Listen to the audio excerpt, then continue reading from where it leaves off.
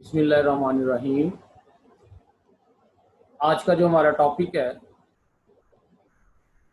हम chapter start करने जा रहे हैं temperature and body fluid regulation, और उसमें हम डिस्कस करेंगे होम्योस्टेसिस को, टेम्परेचर रेगुलेशन को, एनिमल लाइफ के ऊपर टेम्परेचर के इम्पैक्ट को, हीट गेन और हीट लॉस, और कुछ सॉल्यूशंस जो टेम्परेचर रेगुलेशन, टेम्परेचर फ्लक्चुएशन के लिए एनिमल्स करते हैं, उन सॉल्यूशंस को हम डिस्कस करेंगे। फर्स्ट ऑफ ऑल, अगर हम बात करें इस अर्थ के ऊपर जो टेम्परेचर है वो बड़ा वेरी कर रहा है। कुछ जोन्स के अंदर तो ये टेम्परेचर फ्रीजिंग पॉइंट पे है, जैसे हम पोलर रीजन की बात कर लें, हाई माउंटेन रेंज की बात कर लें, डीप ओशंस की बात कर लें, वहां पर टेम्परेचर जीरो है, बिलो जीरो। और कुछ रीजन्स में, जैसे हम इक्वेटर के डेजर्ट्स की बात कर लें, वहां पर टेम्परेचर अबव 40 है। तो ये 0 to 40, ये जो इतनी रेंज बनती है, एक्सट्रीम कूल और एक्सट्रीम हॉट, ये दो रेंज बन रही हैं। इन रेंजेस के ऊपर टेम्परेचर वेरिएशंस के ऊपर एनिमल्स की सर्वाइवल के लिए वहां पर थोड़ा सा फिर प्रॉब्लम आएगी। एक एनिमल बिल्कुल 0 पे भी रहे और बिल्कुल 40 पे भी रहे, तो ये थोड़ा सा मुश्किल हो जाएगा ना। तो इसलिए ये जो टेम्परेचर रीजन्स हैं जिनके अंदर इतनी फ्लक्चुएशंस हैं, इन टेम्परेचर रीजन्स के साथ साथ अमाउंट ऑफ वाटर, वो कौन सा वाटर है, फ्रेश वाटर है, साल्ट वाटर है, वेटलैंड्स हैं या माउंटेन्स हैं या ग्रास लैंड्स हैं, कौन सा इलाका है, ये इलाके भी मैटर करते हैं, फूड भी मैटर करती है।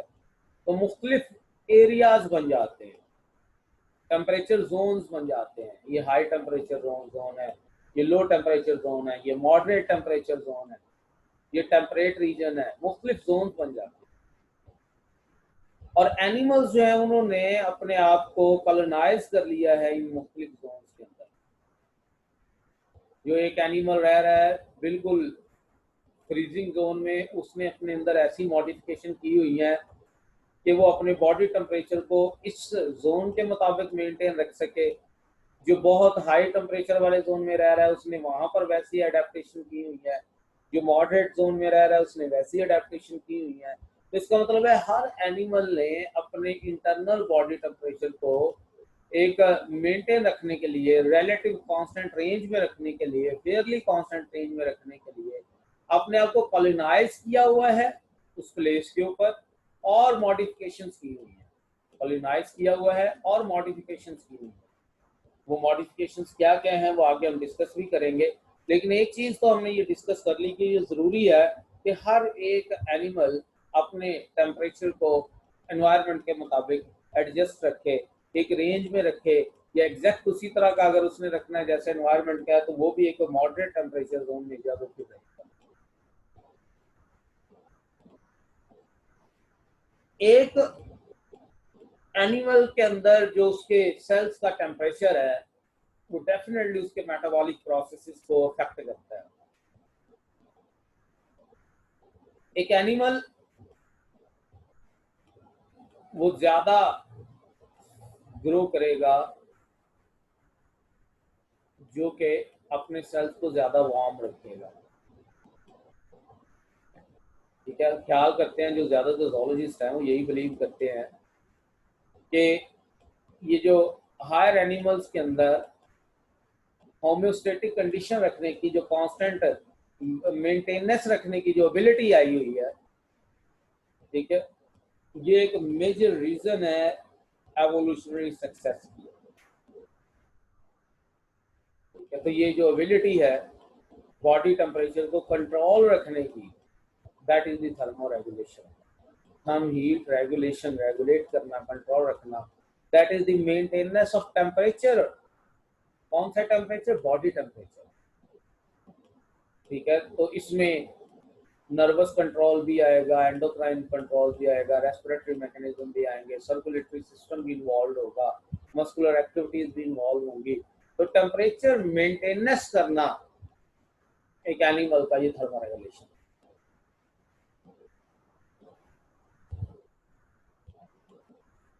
टेम्परेचर का एक एनिमल की लाइफ के ऊपर क्या इम्पैक्ट पड़ सकता है,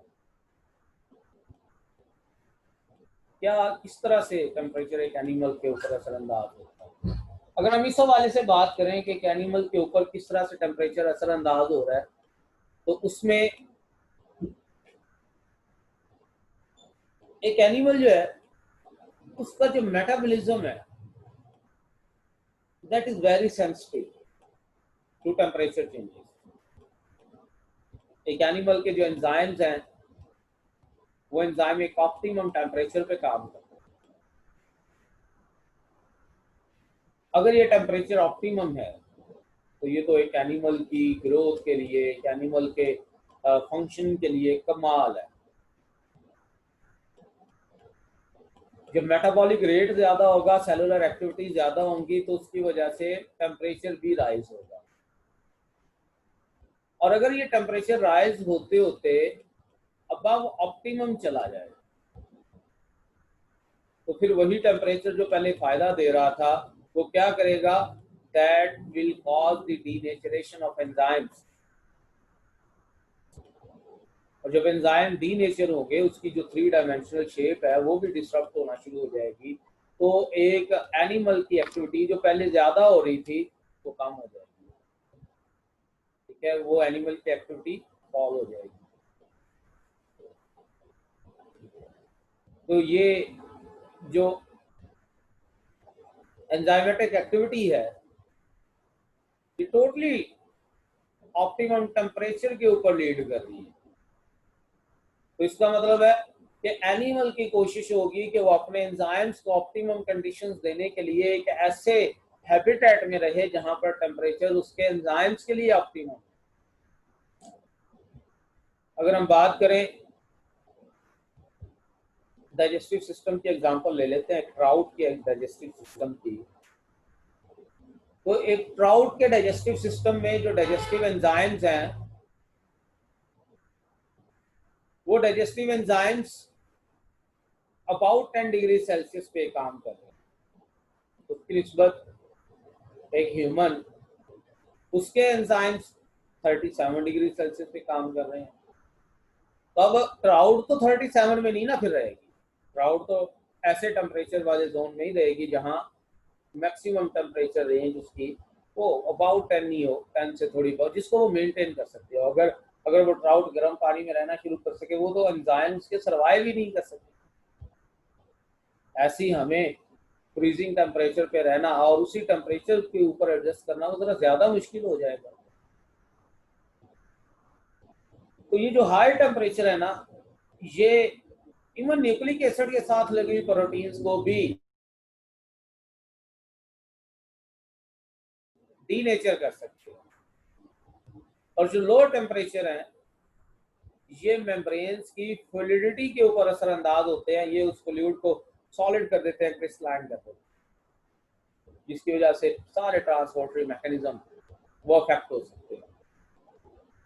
तो एक एनिमल इस डीनेचरेशन से या इस सॉलिड स्टेट में मेम्ब्रेन्स को लाने से या अपने आयनिक मैकेनिज्म को डिस्टर्ब करने से तभी बच सकता है अगर वो अपने अंदर टेम्परेचर को मेंटेन रखेगा।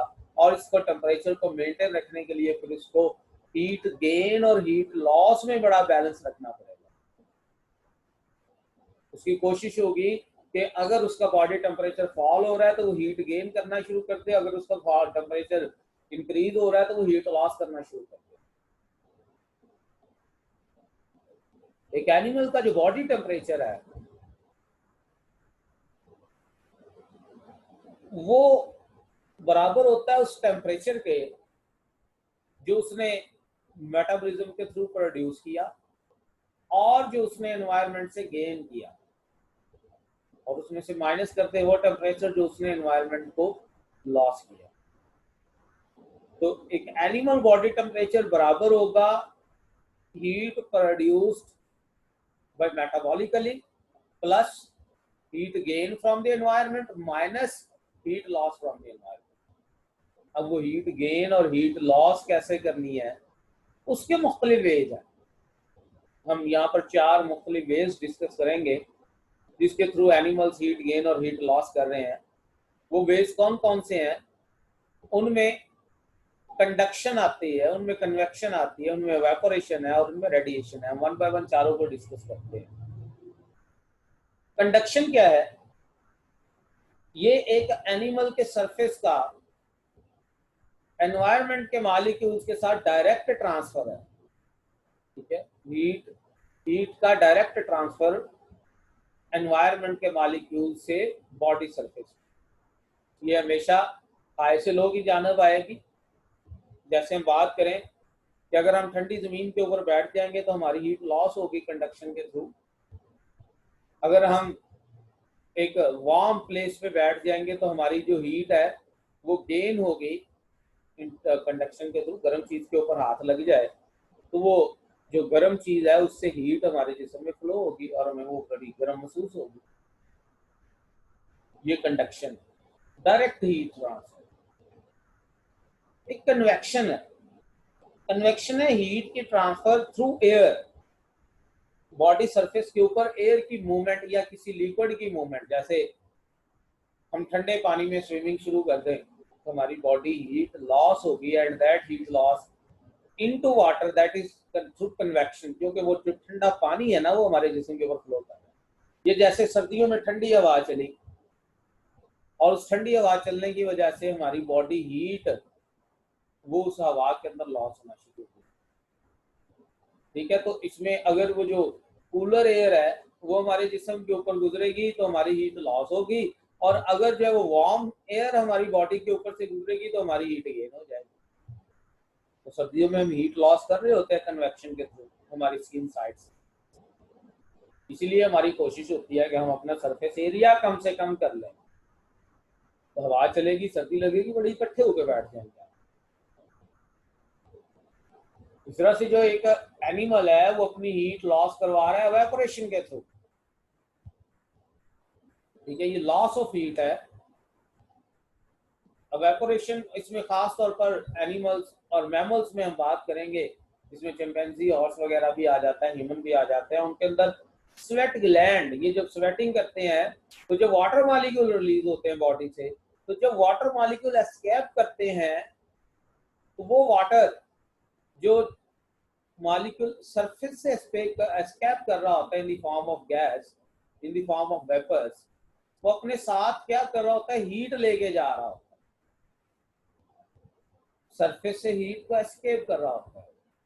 तो वो जो वाटर है सरफेस के ऊपर से वो हीट को एब्जॉर्ब करेगा और फिर जब वो जिस्म से रिलीज होगा तो अपने साथ उस हीट को भी ले जाएगा। दैट इज द रीजन कि जो एवापोरेशन है वो कूलिंग का सबब बनती है। हमने ये डिस्कस भी किया था कि जस्ट 1 लीटर में से 2 ml जब वो पानी एवापोरेट हो जाए तो आपकी बॉडी का टेम्परेचर 1 डिग्री सेल्सियस कम हो जाएगा। तो एवापोरेशन के थ्रू हीट लॉस होगी। जैसे रेडिएशन, ये भी जब किसी ऑब्जेक्ट के ऊपर पड़ती है तो ये हीट गेन का सबब बनती है। सन बास्किंग हम जो करते हैं, सर्दियों में धूप में बैठते हैं, तो वो सोलर रेडिएशन डायरेक्ट हमारी बॉडी में दाखिल हो रही है और हमारी हीट गेन का सबब बन रही है। तो रेडिएशन ये भी हीट गेन का सबब बन रही है। एक डायग्राम दिखाई गई है जिसमें आप देखें कि एक एनिमल किस तरह से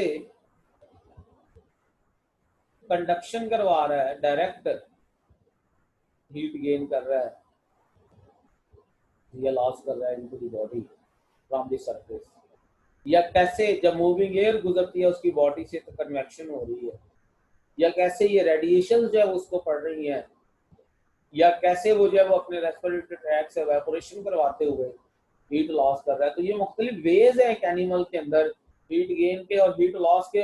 और मैंने पहले बताया था कि बैलेंस रखना हीट गेन और हीट लॉस में जरूरी है। बैलेंस रखना जरूरी है। अब एनिमल्स बैलेंसिंग भी कर रहे हैं हीट गेन हीट लॉस की, और मुख्तलिफ फिर भी अगर टेम्परेचर फ्लक्चुएशन आती हैं उसको एक एनिमल को, तो उसका वो सोल्यूशन क्या निकालता है, एनिमल टेम्परेचर फ्लक्चुएशंस को कैसे कोप अप कर सकते हैं।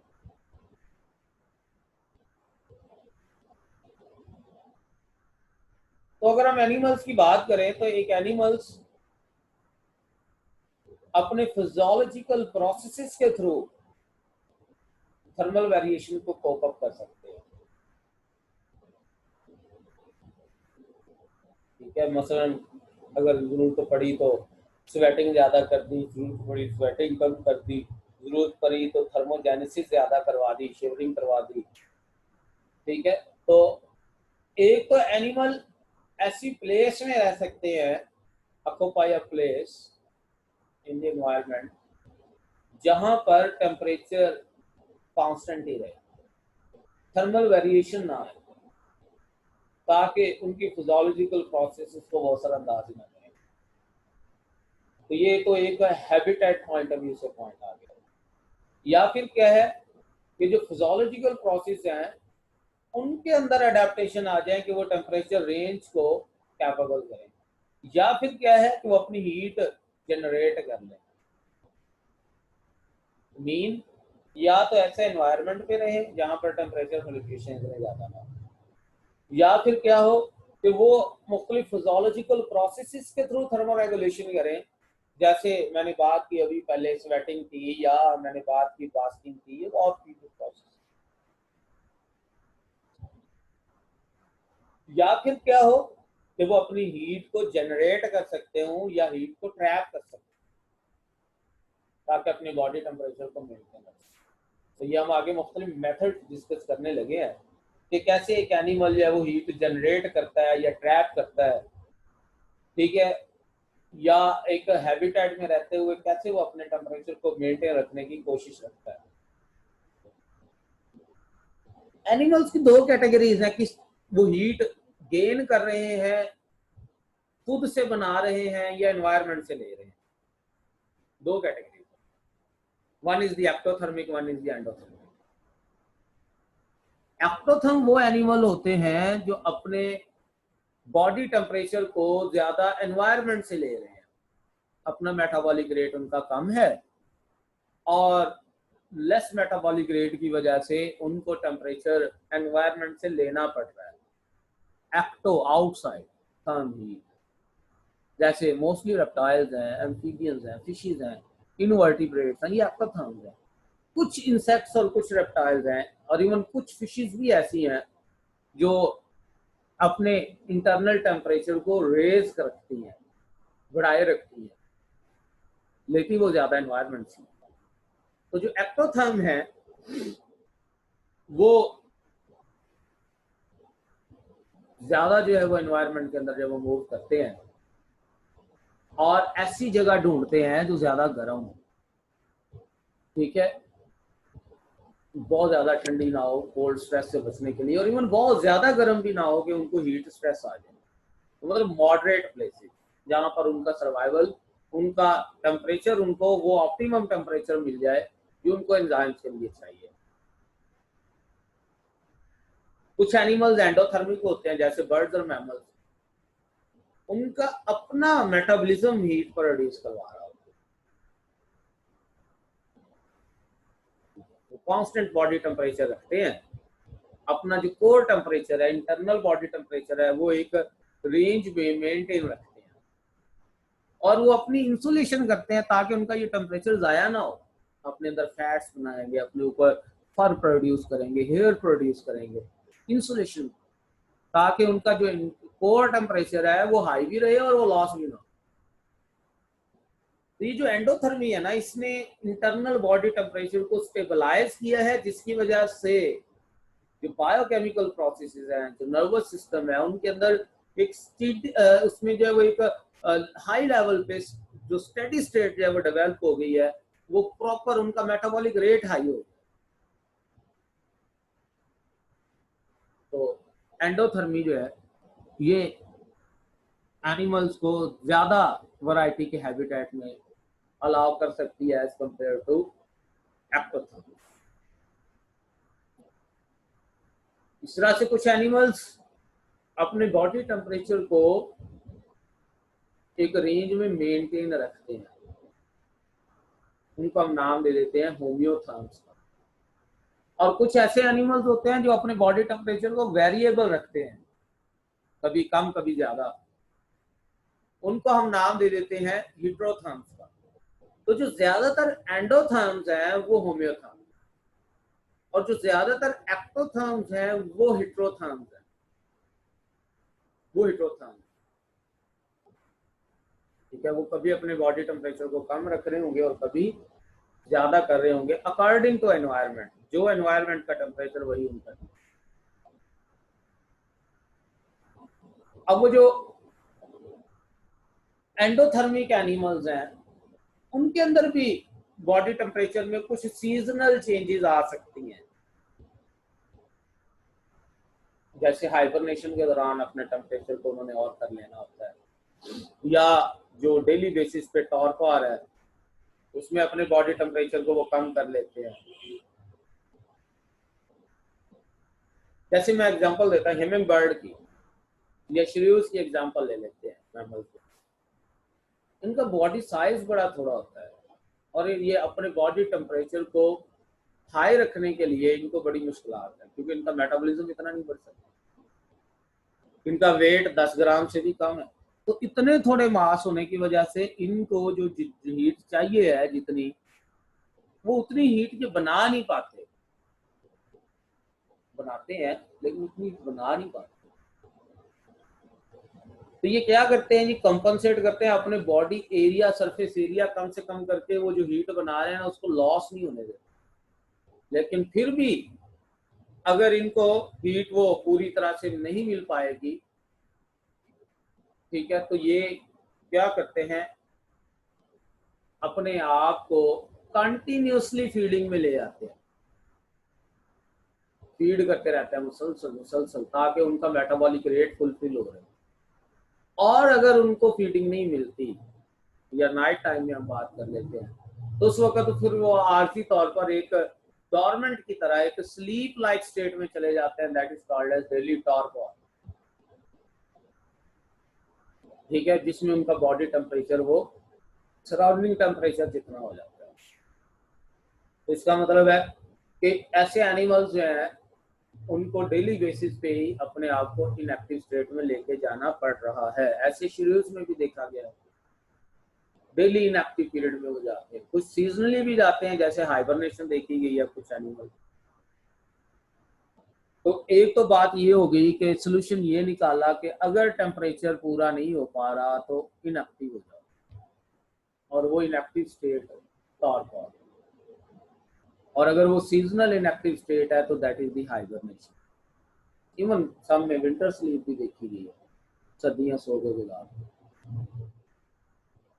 तो एक तो ये सोल्यूशन आ गया टेम्परेचर फ्लक्चुएशंस के लिए।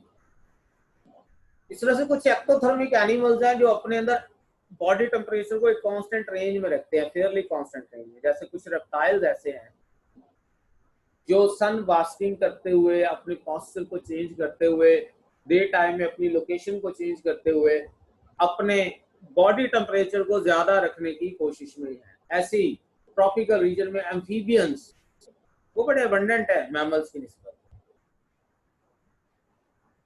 क्यों अबंडेंट है? वहां पर जो है वो उनको डायरेक्ट हीट तो एनवायरनमेंट से मिल रही है, ठीक है, हीट का उनको मेटाबॉलिज्म का इतना प्रॉब्लम नहीं है, और वो ज्यादा टाइम जो है वो फूड गैदरिंग के अंदर रिप्रोडक्शन में जो है वो गुजार सकते हैं। ठीक है, जो एक्टोथर्मिक एनिमल्स होंगे वो ज्यादातर जो है वो ऐसे एनवायरनमेंट में रहेंगे जो थोड़े से मॉडरेट टू हॉट है, और जो एंडोथर्मिक एनिमल्स हैं वो ज्यादातर ऐसे एनवायरनमेंट में रहेंगे जो मॉडरेट टू कूल है, क्योंकि कूलर एनवायरनमेंट के अंदर एक एंडोथर्मिक एनिमल सर्वाइव कर सकता है, एक एक्टोथर्मिक नहीं कर सकता। एक्टोथर्मिक को तो वो फ्रीजिंग टेम्परेचर पे वो खुद फ्रीज हो जाएगा, लेकिन जो एंडोथर्मिक है वो उस फ्रीजिंग टेम्परेचर पे भी वो अपने मेटाबॉलिज्म को मेंटेन रखते हुए अपनी हीट मेटाबॉलिज्म के जरिए खुद पैदा कर सकता है। यही वजह पोलर बियर्स जो है वो पोलर रीजन में बड़ी आसानी से सर्वाइव किए हुए। ठीक हो गया। तो ये बर्ड्स और मैमल्स के अंदर जो एफिशिएंट सर्कुलेटरी सिस्टम है वो भी एक एंडोथर्मी की अडेप्टेशन ही है। ठीक है, हाई सर्कुलेशन, वो हीट की इक्वल डिस्ट्रीब्यूशन, हीट गेन और हीट लॉस के लिए, ठीक है, सरफेस की जानिब हीट के फ्लो की बात, ये सारा एक सर्कुलेटरी सिस्टम के अंदर भी मॉडिफिकेशन उनके अंदर हुई है और ये भी एक सोल्यूशन है उनके पास।